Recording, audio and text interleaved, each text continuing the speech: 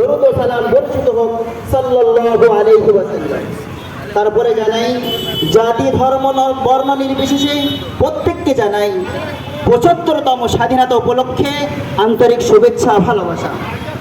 প্রিয় শ্রোতাবিন্দু, আজ থেকে ৭৫ বছর পূর্বে এই ভারতবর্ষ ছিল অত্যাচারী জালেম শাসক ইংরেজদের অধীনে।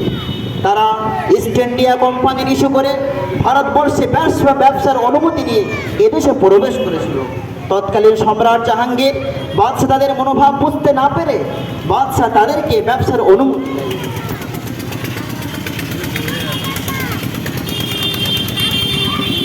কিন্তু তারা আস্তে আস্তে সেই ব্যবসার সুযোগ নিয়ে এই দেশকে তারা কবজা করতে আরম্ভ করে দেয়। তারা ১৭১৭ খ্রিস্টাব্দে মাইসুর নামক জায়গাকে তারা দখল করে নেয়। এরপরে ১৭৫৭ খ্রিস্টাব্দে ২৩শে জুন পলাশীর আমবাগানে নবাব সিরাজউদ্দৌলাকে পরাস্ত করে ব্রিটিশ সরকার অধিক শক্তিধর হয়ে ওঠে। এরপর আস্তে আস্তে তারা ভারতবর্ষের ধন দৌলত এবং এখানকার ধনসম্পদ লুট করে নিয়ে তারা নিজেদের দেশে নিয়ে যেতে লাগলো। এবং তারা ধন দৌলত লুট করে ক্ষান্ত হননি, বরং তারা এই দেশের মানুষের উপরে শুরু করলো নির্যাতন, অত্যাচার, অবিচার।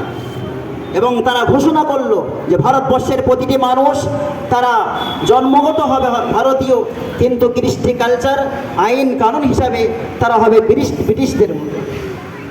ভারতবর্ষের মানুষদের ধর্মীয় স্বাধীনতা দেওয়া হবে না। সেই চ্যালেঞ্জের মোকাবেলা করতে বিশ্ববিখ্যাত গুরু ভারত পণ্ডিত দার্শনিক শাহ ওয়ালিউল্লাহ মুহাদ্দিস দেহলভী রহমতুল্লাহ আলাইহির সুযোগ্য পুত্র শাহ আব্দুল আজিজ মুহাদ্দিস দেহলভী রহমতুল্লাহ আলাইহি ব্রিটিশদের বিরুদ্ধে উচ্চ কণ্ঠে জেহাদের ফতোয়া ঘোষণা করেন। উক্ত ফতোয়াকে বাজেয়াপ্ত করে তখন শাহ আব্দুল আজিজ মুহাদ্দিস দেহলভী রহমতুল্লাহ আলাইহি প্রকাশ্য ঘোষণা করেন, আমরা পরাধীন, পরাধীনতার বিরুদ্ধে স্বাধীনতার জন্য আমাদের জেহাদ করা নৈতিক এবং ধর্মনৈতিক কর্তব্য। তখন থেকে শুরু হয়ে গেল সাম্রাজ্যবাদী ব্রিটিশের শাসকের বিরুদ্ধে জেহাদ। তাই ১৮৫৭ খ্রিস্টাব্দে ভারতের বিখ্যাত বুজুর্গ হাজী ইমদাদুল্লাহ মুহাজির মাক্কি রহমতুল্লাহ আলাইহির নেতৃত্বে মাওলানা কাসিম নানতবী রহমতুল্লাহ আলাইহি, মাওলানা রশিদ আহমদ গাঙ্গুহি রহমতুল্লাহ আলাইহি এবং হাফেজ জামির রহমতুল্লাহ আলাইহি এছাড়া অসংখ্য ওলামায়ে কেরাম সামনের ময়দানে সাম্রাজ্যবাদী ব্রিটিশের বিরুদ্ধে জেহাদ করে তাদের তোপ, কামান এবং অগ্নি অস্ত্র ছিনিয়ে নিয়েছিলেন। সেই সময় ইস্ট ইন্ডিয়া কোম্পানি ঘোষণা করেছিল যে সমস্ত মুসলমানদের মাথায় টুপি, পরনে লম্বা জামা, মুখে দাড়ি, তাদেরকে ফাঁসিতে ঝুলিয়ে দাও। ব্রিটিশ প্রশাসন মাত্র কয়েক সপ্তাহের মধ্যে ২ লক্ষ মুসলমানদেরকে ফাঁসিতে ঝুলিয়ে দিয়েছিল। তাদের মধ্যে প্রায় ৫,০০০ ওলামায়ে কেরাম ছিল। সেই সময় দিল্লি শহরে ৫০০ আলেমকে ফাঁসিতে ঝোলানো হয়েছিল। এই সমস্ত উৎপীড়ন, অত্যাচার, অবিচারকে সামনে রেখে ব্রিটিশ সাম্রাজ্যবাদের বিরুদ্ধে বিখ্যাত পণ্ডিত হযরত মাওলানা ফজলে হক খায়রাবাদী রহমতুল্লাহ আলাইহি ৩০০ ওলামায়ে কেরামকে সঙ্গে নিয়ে দিল্লির জামা মসজিদে ব্রিটিশ সরকারের বিরুদ্ধে জেহাদের ফতোয়া দান করেন এবং একাধিক পুস্তক লিখেন। ব্রিটিশ সাম্রাজ্য সেই সমস্ত পুস্তককে বাজেয়াপ্ত করে এবং মাওলানা খায়রাবাদীকে এবং এরপরে মাওলানা খায়রাবাদী রহমতুল্লাহ আলাইহি সেই জেলেই মৃত্যুবরণ করে এবং তাকে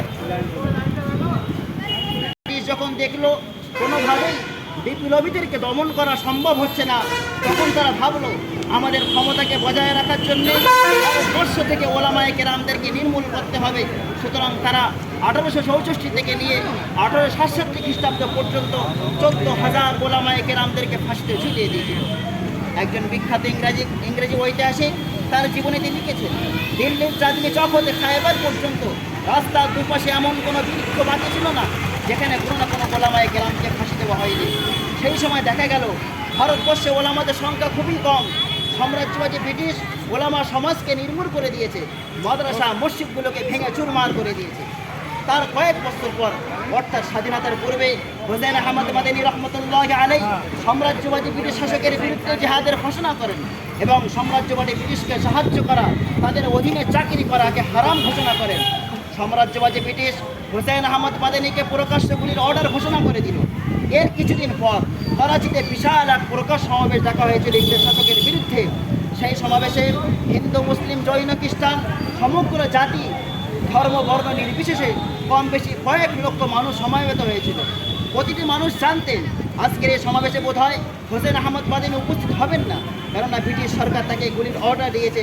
কিন্তু দেখা গেল সমাবেশ শুরু হওয়ার পূর্বেই হোসেন আহমদ মাদানী রহমতুল্লাহি আলাইহি কাপড়ের কাপড় সঙ্গে নিয়ে কবিতা পড়তে পড়তে স্টেজে উঠলেন এবং ইংরেজদেরকে লক্ষ্য করে কথা বলতে লাগলেন, खिलौना समझकर मुझे बर्बाद ना करना, खिलौना समझकर मुझे बर्बाद ना करना, हम भी किसी के बनाए हुए हैं।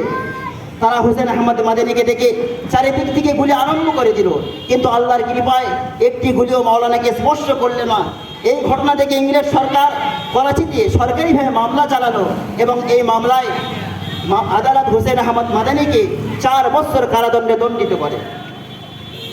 পরিশেষে জাতি ধর্ম বর্ণ নির্বিশেষে সকলেই নিজেদের বুকের টাটকা রক্ত ঢেলে ভারতবর্ষের মাটিকে রক্তাক্ত করে সাম্রাজ্যবাদী ব্রিটিশকে বিতাড়িত করে 1947 সাল 15ই আগস্ট ভারতকে স্বাধীন করে স্বাধীনতার পতাকা উত্তোলন করেছিলেন। তাই আমরা স্বাধীন ভারতের স্বাধীন নাগরিক হিসাবে 15ই আগস্ট স্বাধীনতা দিবস উদযাপন করে থাকি। তাই সেই সমস্ত বিপ্লবীদেরকে অন্তরস্থল থেকে জানাই সম্মান, শ্রদ্ধা, ভালোবাসা।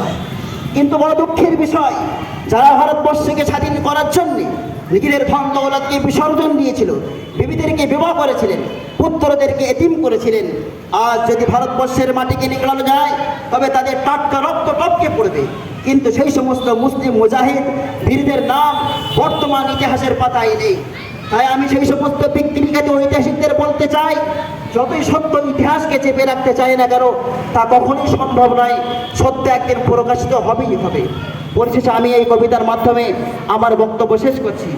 রক্তে রাঙা ভারতবর্ষ আমাদের এই ভারতের, রক্তে রাঙা ভারতবর্ষ আমাদের এই ভারতের, রক্ত দিয়ে গড়েছি মোরা ভারতবর্ষের ইতিহাসকে। ইতিহাসের পাতায় মোরা পেলাম না কোঠায়, তারাই হলো সেনানায়ক যাদের কোনো গন্ধ নাই।